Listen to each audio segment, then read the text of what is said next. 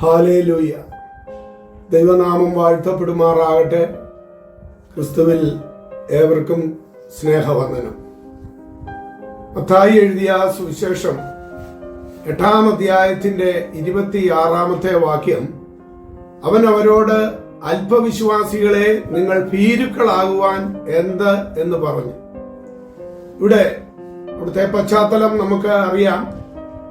യേശു കർത്താവ് ആ ഗലീല കടലിന് അക്കരയ്ക്ക് പോകുവാനായിട്ട് ശിഷ്യന്മാരുമായിട്ട് പടകിൽ യാത്ര ചെയ്യുമ്പോൾ കാറ്റ് വളരെ പ്രതികൂലമാകുകയും തിരമാലകൾ അടിച്ച് പടകിലേക്ക് കയറുകയും ചെയ്യുന്നതായ ആ സന്ദർഭത്തില് ശിഷ്യന്മാർ വളരെ ഭയപ്പെടുവാനായിട്ട് ഇടയായിത്തീർന്നു. കർത്താവ് പടകിലുണ്ട് എങ്കിൽ പോലും അവര് ഭയപ്പെട്ടു. ഒരു പരിധിവരെ അവര് കരുതിയത് അല്പചില കാര്യങ്ങൾ ചെയ്യുവാനായിട്ട് മാത്രം ശക്തിയുള്ള ഒരു ഗുരുവിനെയാണ് അവർക്ക് മനസ്സിലാക്കുവാനായിട്ട് ഇടയായി തീർന്നത്. അതിന്റെ മേൽഭാഗം നമ്മൾ പഠിക്കുമ്പോൾ യേശു കർത്താവ് ഭൂതങ്ങളെ പുറത്താക്കുന്നതും രോഗികളെ സൗഖ്യമാക്കുന്നതും അതേപോലെ അനേകരെ വിശക്കുന്നവർക്ക് ആഹാരം കൊടുത്ത് തൃപ്തിപ്പെടുത്തുന്നതും ഒക്കെ അവർ കണ്ടവരാണ്.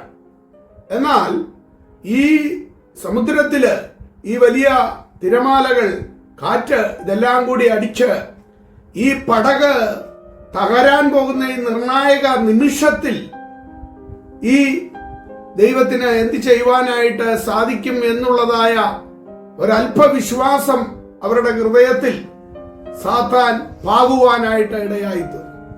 അത് കണ്ടുകൊണ്ടാണ് കർത്താവ് അവരോട് ഇപ്രകാരം ചോദിക്കുവാനായിട്ട് ഇടയായി തീർന്നത്. അതേ പ്രിയമുള്ളവരെ, ഇന്ന് പലരുടെയും വിശ്വാസം ഇപ്രകാരമാണ്: ചില കാര്യങ്ങൾ മാത്രം ചെയ്യുവാൻ കഴിയുന്ന ദൈവത്തിലുള്ളതാകുന്ന ഒരു ആശ്രയം. ഇസ്രായേൽ ജനവും അവരപ്രകാരം ദൈവത്തിൽ ആശ്രയിച്ചു. അവര് ഒത്തിരി നന്മകളും വിടുതലുകളും അനുഭവിച്ചവരാണ്. 78-ാം സങ്കീർത്തനത്തിൽ പാടുമ്പോൾ അതിന്റെ 18 മുതൽ ഇപ്രകാരമാണ്: തങ്ങളുടെ കൊതിക്ക് ഭക്ഷണം ചോദിച്ചും കൊണ്ട് അവർ ഹൃദയത്തിൽ ദൈവത്തെ പരീക്ഷിച്ചു. അവർ ദൈവത്തിന് വിരോധമായി സംസാരിച്ചു. മരുഭൂമിയിൽ മേശ ഒരുക്കുവാൻ ദൈവത്തിന് കഴിയുമോ? അവൻ പാറയെ അടിച്ചു, വെള്ളം പുറപ്പെട്ടു, തോടുകളും കവിഞ്ഞൊഴുകി. സത്യം, എന്നാൽ അപ്പം കൂടെ തരുവാൻ അവന് കഴിയുമോ? തന്റെ ജനത്തിന് അവൻ മാംസം വരുത്തി കൊടുക്കുമോ എന്ന് പറഞ്ഞു.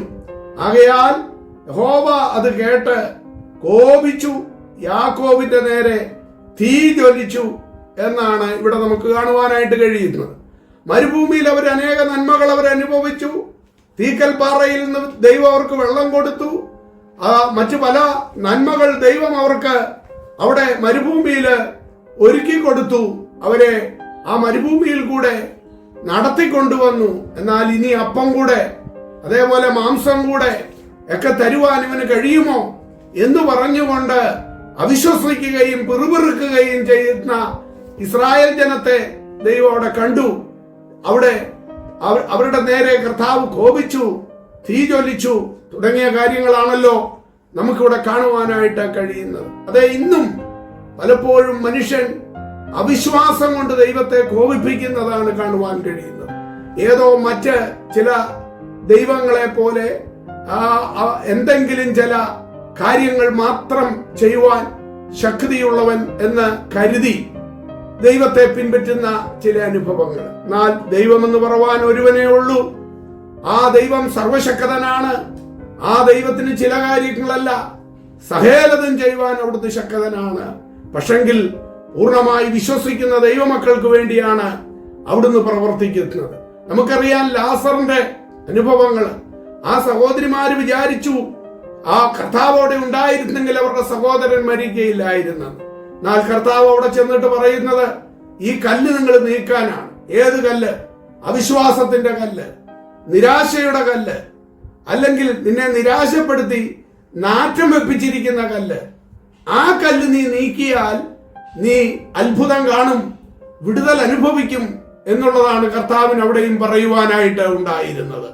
അതേ പ്രിയമുള്ളവരെ, അവിശ്വാസത്തിന്റെ ചില തടങ്കൽ പാറകൾ ഇട്ടുകൊണ്ട് അവിശ്വാസത്തിന്റെ ചില നാറുന്ന കല്ലുകൾ ഇട്ടുകൊണ്ട് ശത്രു അതെ ഭയപ്പെടുത്തുന്നുവെങ്കിൽ, ഭീതിപ്പെടുത്തുന്നെങ്കിൽ, അല്ലെ ചില തിരമാലകൾ പോലെ, കൊടുങ്കാറ്റുകൾ പോലെ ജീവിത പടകിന് നേരെ ചില വിഷയങ്ങൾ ആഞ്ഞടിപ്പിച്ച് നിന്റെ കുടുംബത്തിനെതിരെ, തലമുറകൾക്കെതിരെ, ശുശ്രൂഷകൾക്കെതിരെ പോരാടുന്നുവെങ്കിൽ ആ അവിശ്വാസത്തിന്റെ കല്ലിനെ ഉരുട്ടി നീക്കിക്കളഞ്ഞുകൊണ്ട് വിശ്വാസത്തിന്റെ നായകനും പൂർത്തി വരുത്തുന്നവനുമായ കർത്താവിന്റെ തിരുമുഖത്തേക്ക് നോക്കുന്നുവെങ്കിൽ ഇന്നും അത്ഭുതങ്ങളെ പ്രവർത്തിക്കുന്ന ദൈവം, കഴിഞ്ഞ നാളുകളിൽ 6 കഷ്ടങ്ങളിൽ നിന്ന് വിടുവിച്ചവനായ ദൈവം 7ാമത്തേതിലും തിന്മ നിന്നെ തൊടുകയില്ല എന്ന് അരുളി ചെയ്തവനായ ദൈവം, ആ ദൈവത്തിന്റെ തിരുമുഖത്തേക്ക് നോക്കിക്കൊണ്ട് വിശ്വാസത്തോടെ കാൽച്ചുവടുകൾ മുൻപോട്ട് വെക്കുന്നുവെങ്കിൽ പ്രശ്നങ്ങളുടെ നടുവിൽ, പ്രതികൂലങ്ങളുടെ നടുവിൽ ഇറങ്ങി വന്ന് അവിടുന്ന് അത്ഭുതങ്ങളെ പ്രവർത്തിക്കുന്ന ദൈവമത്രേ. ആ ദൈവകരങ്ങളിൽ നമ്മെ തന്നെ ഏൽപ്പിക്കാം. അവിടുന്ന് നമ്മെ അനുഗ്രഹിക്കുമാറാകട്ടെ. ആഴത്തിലെന്നോടൊന്നിടപെടണേ, ആത്മാവിലെന്നോടൊന്നിടപെടണേ.